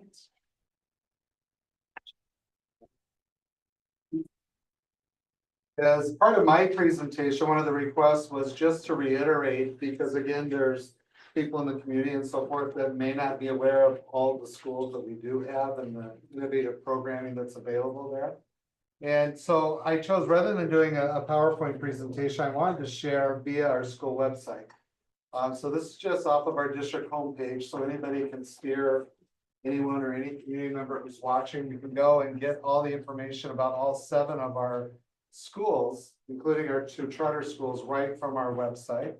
And I would encourage people, and especially prospective families, looking at the school district, to go ahead and look at this website. And each and every one, if I go to Jackson, it'll give me an overview of Jackson School. I can go up to the About menu, it'll give me information in there, but each one of our schools are listed on the website. There's a plethora of information about each and every one of them. So been old. Yeah, including, the options, virtual school, which is one of our charter schools. And I'll go back, sorry, I was skipping over. So we have 3 traditional brick and mortar, K-5 schools. Jackson, Tibbetts, and Westside Elementary School. Our 4K programs you'll see aren't listed on here. Those are contracted out to daycare centers, and they're housed in 3 daycare centers at Lakeland Little Learners, which is on the south side of town. Here in Elkhorn, we have Step Ahead. Lakeland Little Learners is, when I say loosely, it's primarily like the neighborhood 4K center for Jackson students. However, you don't have to be going to Jackson. It's, like my kids went to Lakeland Little Learners because that's where they did the wraparound care. Yeah. And, so parents have choice in which 4K center they want to go to. So there's Lakeland Little Learners, which is associated with the Jackson. You have Step Ahead, which is not a daycare center. They have preschool and 4K, but they don't provide wraparound care. But that is associated with West Side neighborhood. But then they also provide busing to home-based daycare, to Lakeland Little Learners, or out to Kitty Cottage. Kitty Cottage is on the north part of town, which is associated with the Tibbetts area. And then they also provide the wraparound daycare. So we partner with them. When the 4K model was adopted, there wasn't space within the school district to place the 4K students within the district boundaries. And the second piece is they also didn't want to compete with the daycare centers, was my understanding. And so it was a cooperative model, which many districts do have. New Glarus, we ran the similar model where we partnered with the daycare center. And, there's a lot of talk or debate at the state level. There's schools that would like to see full day 4K, and there are some in our area which have adopted full day 4K. They're not getting funded for that full day care. It's just their revenue limit per pupil is high enough that they are covering that full expense. It's, you know, and they're in communities where, you know, they have the space and the availability to do that. We don't have the space in our buildings to currently do that, and or the desire to.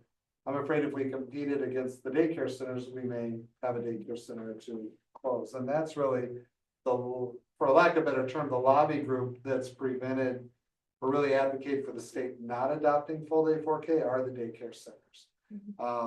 In large part because of the student to staff ratio, they count on that 3-year-old and that 4-year-old age range because they can have a lot more students per staff member than at the birth to 2 age range, where it's a much lower student to staff ratio. So that's probably more information than needed, but wanted to share that those are our 3 K-5 elementary schools. They all run the same curriculum, the same structures, the same RTI programs. They're very cohesive. So whether you go to Tibbetts or to Westside or to Jackson, the students will be having the same experience. They're structured the same, the curriculum's the same, the math programs are the same. It's very cohesive. And that's done with purpose. We wanted the students to all have that similar based experience, regardless of where they live in the district. And continuing our traditional school model, we have the Elkhorn Area Middle School, which serves grades 6th through 8th grade. There's great information on their webpage as well. You can get a video overview to the school as you go in and explore that website. It is currently set up in a middle school model, which was a very innovative building. The building was designed and created around that house model for a school that's close to 700 students. It does not have that feeling as students are in their teams is what they call it. So they break, like the 6th grade has 2 teams where they have their core teachers and half the grade level meets and they have those same core teachers. So it creates a more cohesive unit and group. And then they do go off for their specials or their elective courses there. And then we have the 912 high school, which is our largest building, and that is our brick and mortar traditional campus high school. It's close to 1,000 students. And that structure at that high school though is very much built on the career pathways and so forth, has tons of opportunities for the students to explore and participate in. It is a more traditional daily schedule where it's a 5-hour day on a trimester schedule. But the students there can take dual credit courses, can take gateway courses, and can take the same pathways as they can at Options Virtual Charter School or at the CCA. It really comes down to how does the student want their day structured. And many of the students at the CCA who are in that associate's degree program also then go over to the high school to take elective courses in the afternoon or during the day. And then we do have our 2 charter schools, the Options Virtual Charter School, which services approximately 350 students right now. I'll pull up the chart in a little bit. And it is a K-12, actually 4K through 12 building. They have, while it's a virtual charter school, they have a lot of face-to-face programming, and they're housed in what was the St. Patrick's School. We purchased that, remodeled it. It's a beautiful facility now. These are pictures from their school building. They have what's called an academy program, which meets 3 to 4 days a week, where they're also getting hands-on face-to-face instruction. But they have models or modalities of learning where they can have quite a bit of face-to-face instruction, or to the point where they don't ever set foot in the school, that it's 100% home-based learning with a teacher of record and or virtual, or a blended or a hybrid model. So that's why we call it options. And originally we used to have the O and the P large. It stood for opportunities and possibilities, but then a lot of people just thought it was a typo. So we finally gave way to the idea. The large P, we're tired of explaining it. Yeah. But no, it's not a typo, it's supposed to be big, but, we still strive for that original vision of the school to create those opportunities and possibilities for students. And then, Kelly shared, quite a bit about the Career and College Academy, which, Kelly came up with. I give her a lot of credit at first. I bristled at the green. I'm like, what are you doing? This is green. Where'd you pull that from? But, Kelly recognized that because this was the former alternative high school. Yeah. And when I came to the district, the state law had changed, and when we reauthorized the charter, it used to be a consortium where all the districts in Walworth County were a participant in that school from the mid-90s. The law changed to where you had to have a authorizer, and it couldn't be that multi-jurisdiction. So it being in Elkhorn, and we had always, to my understanding, run the finances and done that, but the employees weren't Elkhorn School District employees. They were part of the consortium employees. We brought them under our umbrella and took on that responsibility to host them. Kelly, when we shifted the name and we saw some of the districts kind of start to peel off from that commitment to send students there, and we felt that it was really time for that rebranding and new direction for the school. That's where it changed to the Career and College Academy, and the thought behind doing it as the, that green design is that it's agnostic to the school, so the students from whatever school they're coming from could still be part of their home school, but also that those districts could adopt that program as their own and utilize it to service their students as well. So like, it's pretty hard for Williams Bay to say, hey, we want to be equal partners in this and send our students and call it our program if it's purple and gold in the Elkhorn College and Career Academy. So that's why we, or Kelly kept it as agnostic and the green, and it was, I think, a great plan to structure it that way. Any questions on our schools or those purposes that they serve before I get into kind of that financial report that I wanted to share? Go ahead. I shared Kelly's, or I already shared the financial report for the Career and College Academy. And we could go back and look at that further on that data, but as Kelly mentioned, in the, is this my 13th year or 12th year? What, however long. 13 and 14. And 14 for Kelly, yeah. Yeah, I think. We've always operated this school under the open enrollment dollar amount. And that's done with purpose because we want to be so efficient that the home districts would prefer to do a tuition agreement with us and partner with us to send their kids to our school, so that they can still participate in their home sports, participate in their dance, graduate from their home district. And when it was a consortium school, that was always that goal. We've carried that over to keep with that efficiency model. And so we've always been in that generating more revenue than expense at that site. Options, likewise, when I came to the school district and we looked at the open enrollment, one of the first tasks that was given from the original board retreat that we did and looking at the needs, we were losing roughly 30 students a year to open enrollment via virtual schools. And so one of those primary tasks was to create an opportunity for our students that we could first and foremost keep and retain our students and not lose them. But likewise, we also needed to operate it in a model that was more efficient than what the expense was. So this goes back historically to 2009-20 that Bill has kept here and shared. And you can see this is again the total expenditures within these categories for the school and their total expense. You'll see in 2021 there was a bounce up on that. That was the COVID year, where we had to greatly increase. You'll see our enrollment numbers. Yes. And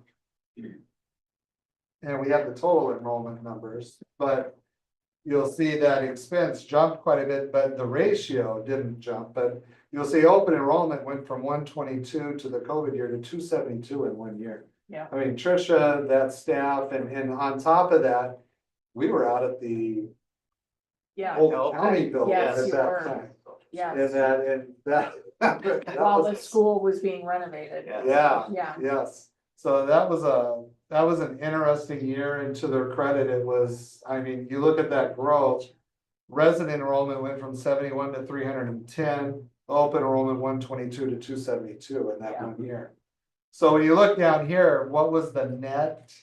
This is the black, our operational balance after factoring the open enrollment dollars and the taking out, you know, the open enrollment dollars, the resident dollars, and then subtracting our expense to operate. Mhm. This is the net operational gain. Each and every year, it's a positive balance. Yeah, You'll see that COVID year, it was a huge yeah, positive.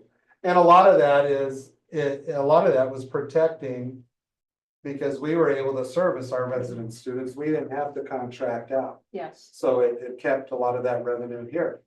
And we experienced a big open enrollment spike that year. But you'll see, then it kind of balanced back out, that number, a lot of the resident students went back. Yep.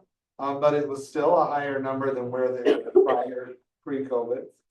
You'll also see the open enrollment amounts also dissipated down, but we're at still a higher number than pre-COVID. And so while that number has stabilized, it is now growing, but you can see again, positive by over $1 million each and every year since the COVID year. Yeah. And so, yeah, it's really, and I do bristle a little bit at it because it's just such a misnomer when we hear, well, why are we bringing in open enrolled students? We get less dollars for them than our resident students. That's true, but there's a assumption made that because of that, that must be why we're having the financial challenges that we are, which just isn't true. We're generating, and they've helped offset Yes. this budgetary shortfall for years, both of these programs. You combine those two together, it's over $2 million a year Yep. alone just from those two programs. You may have mentioned this, Jason, but even on those charts, we're assuming that all the students are the regular open enrollment. Yeah. From a cost standpoint, we've included the special ed expenses, so if you really were to break that out and show the special ed students in that amount, that would even show a larger number. I was gonna say it would be a greater. Yeah. Yeah, so this is a very conservative number. Yep. The other is, this is also an investment in our budgetary future because open enrollment dollar amounts have been going up at a much higher rate Yes. than the revenue limit per pupil amount. Yep. And I do anticipate this year, I'm crossing my fingers, because it was kind of an oversight of the last budget cycle that they increased the voucher dollar amounts. Right. For example, a voucher high school student receives $13,000. Yep. This year, those voucher schools, and the open enrolled for the public school just gets $8,900. Right. That's, you know, a $4,000 difference. I don't know that the open enrollment amount will be brought all the way up to the voucher amount, but I know that gap, there's gonna be a lot of Yeah. pressure to close that gap. It was an oversight last time when the Republicans went to push to get it the same as the voucher payments. Evers tried to negotiate back down the voucher dollar amounts because he got beat up for agreeing to it. And they're like, nope, we're not going there. So my hope is that we could see up to $2,000 increase in the open enrollment Yeah, dollar amount per That would be pupil, huge. which would be huge for us, where we're pushing close. Are we around 700 open enrolled students or more? Yeah, I believe. yeah, it's a little over seven. That would be about $1.4 million more in revenue. Yep. For us, so. Does that answer the question the board was Yes. looking for in relation to that expenditure and the ratio? Yep. I would love to share this until I'm blue in the face too. Everywhere. Now, and this is just for the charter schools. Now, some might say, and again, it would be a misnomer as well.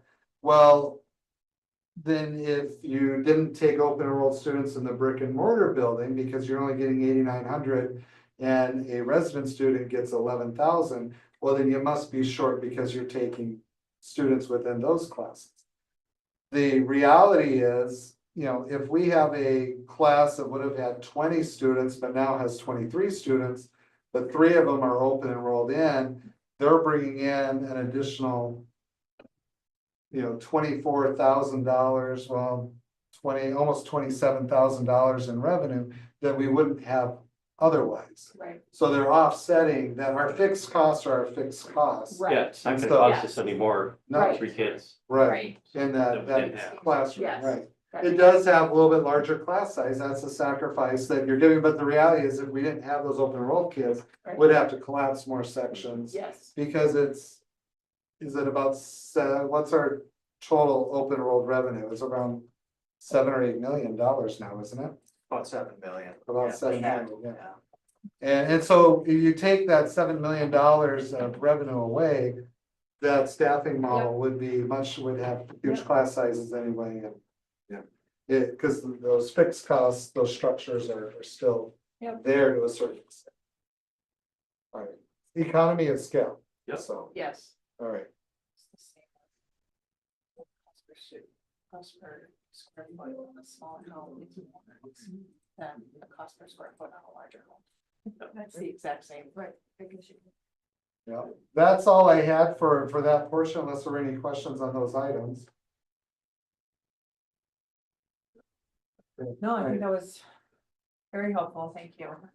And I know we're getting late and there's a lot of information here, but I wanted to share this with you. We did just go live with this, so if you have feedback, we can update and modify this page, the referendum page, and we'll put this more prominently on the website so it's easy to find, but the links there, I'd encourage you to go through the informational pieces that are in there. We will work on getting some hard copies of the fact sheets. I believe there's also, I know Mr. Andre had requested a copy of like our expenditure, the cuts that we were looking at. There's a Yes. little bit more easy graphic one when, It's the bottom that. yeah, this was our cost savings Right. sheet. You can look at this one right here. That's the one. What's the comprehensive cuts? Yep. What are we I looking think at? that potential savings arrow, it confuses me. What are the rest of the numbers? Which one? They're all potential savings. Go back to that one This page. right here? Yes. Okay, It just, is that supposed to be saying that everything in gold is a potential savings, right? I mean, I just, it says it up at the top, but do Oh, they okay. know that means 800,000 there, 800,000 down below? Those are all the potential cuts. yes. So should we say, I would just include a sentence in the first paragraph that says below are the potential savings for in each category. Or something like that, rather Okay. than, because it just looks like it's calling out that one, That one. That particular one. item. that one, I see. yeah, Yes. that's what I think that. dollar amounts in gold are potential? Yes, Yeah. our potential savings, yeah. Some- Or I don't know, maybe they should even be red. In cuts, I don't know, I mean, it's not. Potential savings almost, I guess it depends on how they, Reductions, you wanna look at it. projections, yeah, rather than cuts and. I don't Because know. savings sounds like a positive thing. Yeah, I don't think I the don't know. savings is the right Yeah, word. because the reality is, I mean. This strategy, like going to eliminate neighborhood schools, create center schools. That's just. Necessitated because we have to reduce by 15 or 14 teaching positions, 3 aides and administrative position. And in order to facilitate that, we've got to convert our structure. Right, Yeah, okay. yeah, That- I don't like the word savings either. And I get it, you wanna go with the purple and gold thing, but I didn't even think about that. I've seen gold lately. I didn't. Yeah. Design, yeah.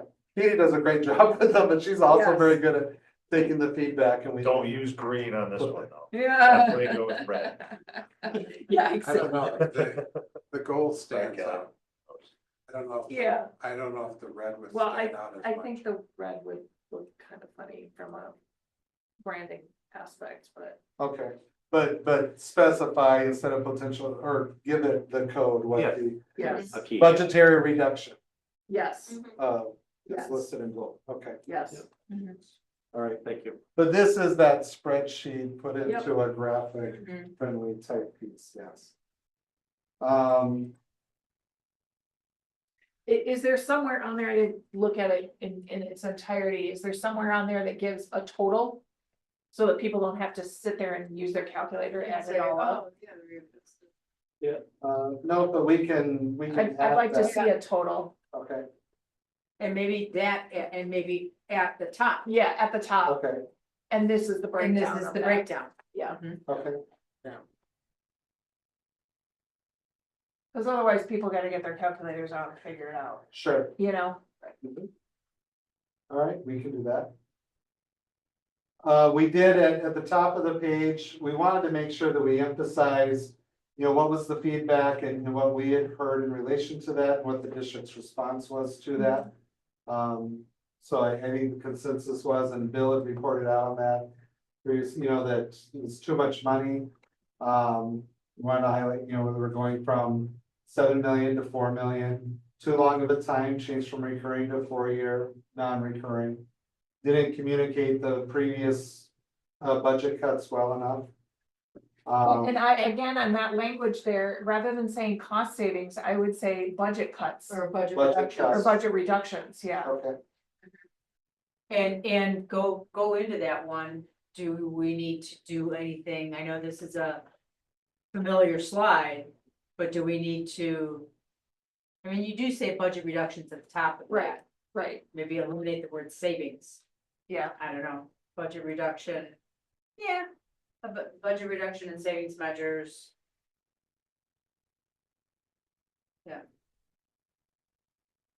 yeah, because some of the things were savings, Right. you know, and we do have a version of this which is color coded, like here's a revenue generator, a savings, or a budget reduction. yeah.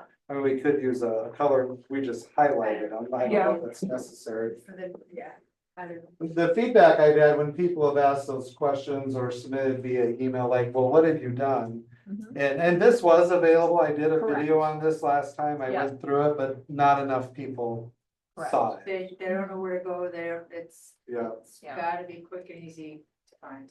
yeah. Gotta be. So I think this is, listed in a more prominent place, so we can, budget reductions, okay. Yeah. And again, this will grow as we have more facts and questions that are shared and communicated out. I liked the chart on there of the Yeah, tax but impact. But if somebody's looking at that, we should say what it is. It's the estimated tax impact if the referendum's approved. Otherwise, Yes. they don't know what does Oh, that mean? If approved. Yes, Oh, yeah. Okay. that's a good call. that's a good point, good, And then in your hyperlinks, your pluses, you're gonna have to we'll go through there and look for, we've got potential savings everywhere. We wanna make sure we're gonna right, have consistent language with Yeah. how we wanna tell them what this is. It's not savings, it's Right. cuts, right, it's budget reductions. Yeah, right there. Potential cuts. Potential, but, okay, are we using the word cuts? I- Or are we I using like- the word reductions? I like. And what Those, you- reductions. I think reductions Yeah. is better, a little softer, Yes, it's I still. like budget it- reductions. Yeah, Okay, 'Cause that's so what they budget are. reductions in place of potential savings. Yes. everywhere. Yeah, keep the language consistent. Can I just ask why do you guys like reduction more than cut? Because we're Cut's like- reducing people's jobs, Yeah, no, that's why, Yeah, that's why. the cut is more harsh to me. Yeah. but it is, well, and that's just it, it is harsh. I want people to see shock and awe, like, we're cutting these people's jobs. that's exactly what's being proposed. But, well, I'm talking about. You're just advocating, you're advocating to Yeah. use the word cut. And I'm just going between reduction and Yeah. cut. Yeah. I would almost say cut is better to use because it's shock and awe. Yeah, great, you're reducing it, okay, but we're cutting somebody's job. Yeah, it's a good point. And I'm asking the question because I'm looking like this is, and I wanna be as in your face, this is what's happening, people are things are being cut, not reduced, cut. Yeah, It's not losing that's a weight, good point. like. cut, Not they're- losing weight. I'm not reducing my weight, Yeah, that's Cutting. true. like. But also with a position, if you reduce a position, that might be 50%. That might be 75% where it Yeah. cut. Yeah, Is that? it's eliminated. It's eliminated. Yeah, Yeah, yeah, It's a good that's a point. good point, Adam. and when I talk to people, it's always, What are you what doing to cut cuts the are you budget? making? What Yeah, cuts are you cut- making? Yeah, Cuts What are is you the cutting? common language. yeah, All right, all right, let's do that then. Okay. see the point. A lot of this is formatted and Katie was very careful to design this to be phone friendly. Okay, Because feeling that that's where Yep. most people are accessing the websites and so forth. Yep. We did push, the chart may not be, charts are not phone friendly, but we felt that the chart was really. Where somebody might have to flip their phone to the side if they're doing it on the phone, yeah, but go through, and if you have more feedback on that, let us know. We did. And we'd like, as we create or have questions related to some of the facts and questions. The feedback from our group as well, it would probably be good to have. If there's a board member or two or a couple of you that would be comfortable doing the Loom video, and we could set up in my office or John's office and show you how to do it. But having some different voices speaking to the different sure, pieces rather than just myself doing the videos, that they felt that it was better, having different ways. And sometimes that resonates. Yep. Somebody may say something a little different, which resonates with someone else. yep, I'm happy to help with that, as long as I have some type of a script or an outline to go off of. Yeah, same. Okay. Hey, while you're scrolling to Yeah. that point, just to the board, something I've heard over and over, and I've mentioned it, and I'm gonna reiterate it again. Is everybody has said to me, no offense, they're sick of hearing from Jason, they wanna hear from us because they voted for us, not Jason. Yeah. So our voice being heard most prominently will be effective. Right, I think, that was what East Troy found as well, that, I mean, it's pretty yeah, common, especially in communities where it's. With that referendum, I think when that engagement's high from the board level, they have a lot of success. yeah, I did want to share this was shared from, and I'm working with, because Burlington and Lake Geneva Joint 1 are also going back to referendum. yeah, I thought this was very interesting, Lake Geneva Yes, this shared is- this with me. this was very interesting. We'll incorporate and they actually, and I appreciate them, it's a very collaborative model, as superintendents, when we get together and we meet and share the resources, and we also wanted to share some common language so that community members from community to community don't get confused as to, well, why are you using different terms or not, but Lake Geneva Joint 1 is, they're a unified high school, so their K-8s are separate districts, so Joint 1 has 1,700 students. And one of their challenges they have is that their other K-8s in their district recently passed referendums, but they were for lower dollar amounts. So they have residents asking, well, wait, why is Joint 1 asking for 4 million? Yeah, When Woods and Traver asked for a lower dollar amount, why do you need more than those two? So they broke it down to explain to the community that on a per student dollar amount, this is how much the referendums either were passed or are being asked for. right, So if you look at like Woods, the referendum that they passed recently exceeded the revenue cap by $16,484 per pupil. unbelievable, Yeah. That's exceeding our revenue caps period is $11,003 last year. right, So that's just the amount exceeding the revenue cap. So they're probably around $30,000 per pupil. unbelievable, So that's why they wanted to explain that, well, look, our ask is 2,527. This is our ask on the $4 million referendum. And you look at all of the districts contiguous to us, the green ones are referendums that are in place, already passed. The red one was the one that failed okay, last in the fall. And then the blue one are the 3 districts going to referendum this spring. okay, And the dollar amount per pupil for each of those 3 districts. those asked, and I know somewhere I saw the, dollar amount that we are under the state average, I know it's over $2,000, right? Correct. Yeah, so we're already under the state average by over $2,000. But our ask is still not even This up will to not the state get us- average. This will not This will get not us to get the- us to the current state average, Correct. which doesn't include whatever they add on to the revenue limits for the Right. future, yeah. Right. We'll still probably be probably $1,000 under the state average per pupil, even if we have the referendum. Right. So it's still operating an extremely efficient model. Yes. But this dollar amount is presuming that the state provides more special education funding, increases the open enrollment dollar Yes. amount. This should put us in a stable budget for the next 4 years. Okay. So I wanted to share that with you. I thought that was interesting and a good piece of information to share. That, I mean, Yeah. it's still by far the lowest ask in the area. Yes. on a That, weekly that, basis. to Julie's point, that compared to the checks and that with the checks and balances segment of the website, those two things are hand in hand. Yeah. That's pretty wild. And then I did want to share, and again, it's a lot of information, but it's a resource, and if you have, let me find it. Here we go. I know you got a lot of windows open. And I've shared this with the team working on the facts and information, and I just thought this was kind of a neat tool, so part of this was just to show this tool, but I took all of the different resources we had, so if you come across something else that, hey, this is a referendum fact sheet, or an information sheet, or a presentation from a different district, you can forward it to me, I can add it as a source here, and you can add Google Docs, Google Slides, websites, a YouTube. So anything that's there, I can add it to the source. And then you can ask this. No, I could. Google Yeah, I wasn't Notebook. able We to, can't- we we can't can't- open we don't it. have I access. emailed Okay. you about it I'll earlier. go through, I'll work on that and make sure the settings, I don't know why, because you have district emails, I'll double check. Yeah. Yeah, and I made sure I was logged in under my district email. Huh.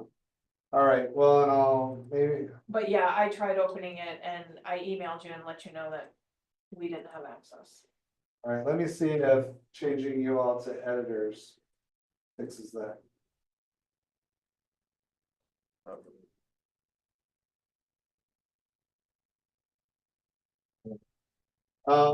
Then it will create fact sheets for you, timeline, which I think is. Cause I can go through this and it'll extrapolate the information from all these different sources. So you can look if you're curious and see what are the general trends or the information from these different sources here, or if you want to listen to a podcast. So, wow, you really went all out this time. We've got a whole mountain of stuff here about these school referendums all over Wisconsin. Yeah, it looks like you got school websites, FAQs.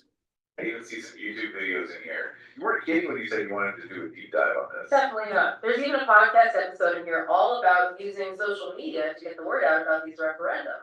Well, it looks like we've got our work cut out for us. Yeah. But it's already clear to me that this is a big deal. This isn't just happening in a few districts. This is a huge wave of referendums going on all over Wisconsin. Yeah, and going through all of this stuff, I found some really interesting things. Like one district, they're trying to move their preschoolers from these outdoor cottages into the main school building. Oh, really? Yeah. And another one, they're making a big deal about their bond rating, which sounds impressive. but I'm I not just want to sure. get to the 2 minute mark. Interesting. And then there was this school board meeting where someone asked about administrator salaries compared to what they were back in 2008. It sounds like you've already uncovered some really interesting storylines. But before we get too deep into the weeds, I think it's important to understand the big picture here. Why are so many districts facing this funding crunch? That's where I started getting lost, to be honest. I mean, going through all these documents, it was like trying to solve a word jumble. Revenue limits this and per pupil funding that. Honestly, it was all a bit overwhelming. Okay, well, let me try to break it down a bit. Think of it like this. You've got your own household budget, right? You have a certain amount of money coming in each month and a limit on how much you can spend. Right. Now picture Wisconsin's school funding formula as a similar kind of budget. The income comes from state aid and local property taxes.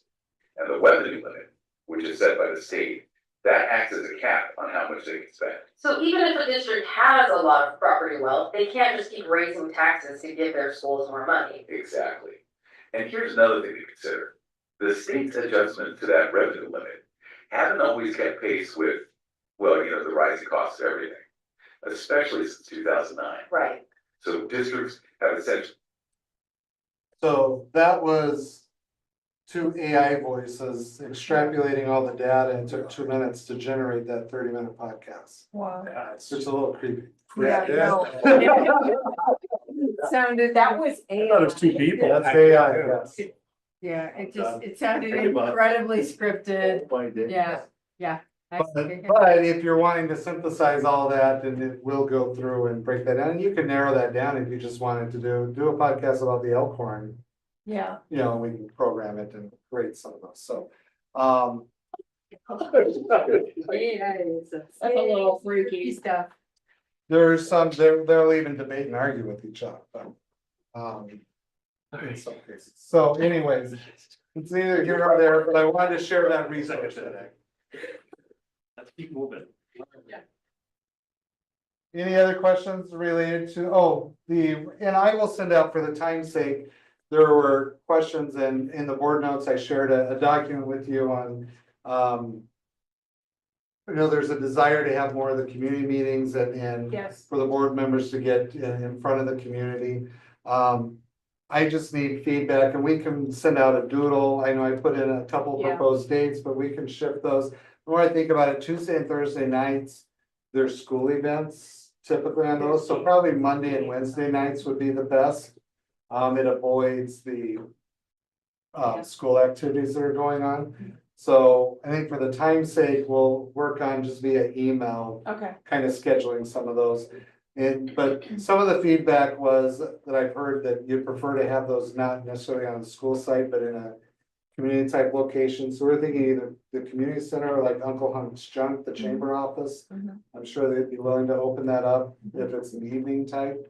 I think some of you have already done, some coffee talks and so forth. It depends on what you'd like or where to host those.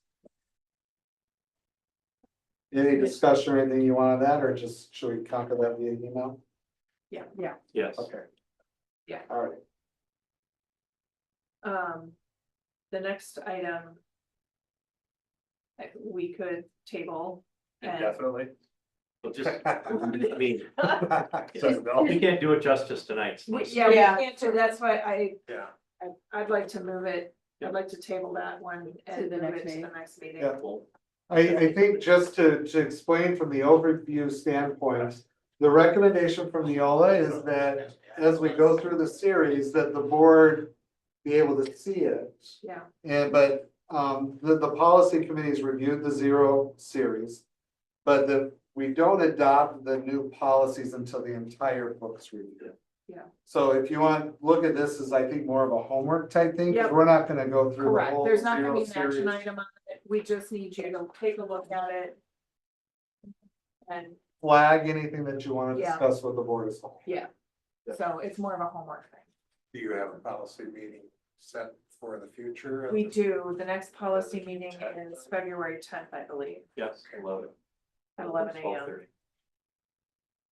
And it is available online if you don't 10th? wanna. Monday, Monday, February 10th at 11 a.m. that's where we're going through and reviewing. We're going through it. Right, I One at a was time. gonna, 900. I had it on my calendar to come today and I got a new task I'm picking up, so I couldn't be there. Yeah, All right, then, whoops. Next item is our personnel sheet. yep. We have a retirement that, Yeah. want to give a big thanks to Mr. Truan for his 25 years with the school district and for all of his service. So thank you, Mr. Truan. I know we'll do larger retirement celebration out of it. Thank you and congratulations. And then we have another resignation, Megan Tamalinas, who is a middle school, high school social worker who decided for the time being to stay at home. Her last day will be February 28th. want to congratulate her on her new little one and wish her the best. And then we have a number of appointments.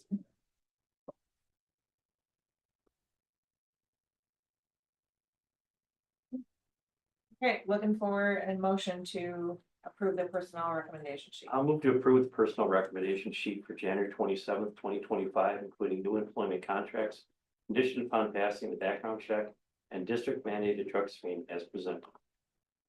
There's a second? I second. So moved and seconded to approve the personnel recommendation sheet for January 27th, 2025, including new employment contracts, conditioned upon passing the background check and district mandated drug screening. All in favor, say aye. Aye. Aye, opposed? Motion passes. I'm assuming you No still do school not have gifts. any school gifts to present. And then we haven't received any feedback, on the revised policy 683. So just looking for, unless there are questions on it, just looking for a motion to approve. This one was pretty straightforward. I'll move to approve the revised policy 683 inventories as presented. I'll second. Okay, it's been moved and seconded to approve revised policy 683 inventories. All in favor, say aye. Aye. Opposed? Motion passes. Announcements. Oh, no, we don't have any. Well, yes, we are going to be doing our superintendent's evaluation in closed session after our meeting, our next board meeting, which will be February 10th. All right. And if you have not completed your evaluation yet, please get that done. Okay, Make a motion to adjourn. thank you. Second. Second. Roll call vote, please. Mr. Andre. Yep. Mayor Gordon. Yes. Mrs. Ingersoll. Yes. Mrs. Comstock. Yes. Mrs. Reckles. Yes. Mr. Scarrow. Yes. And Mr. Jaime Sarabia.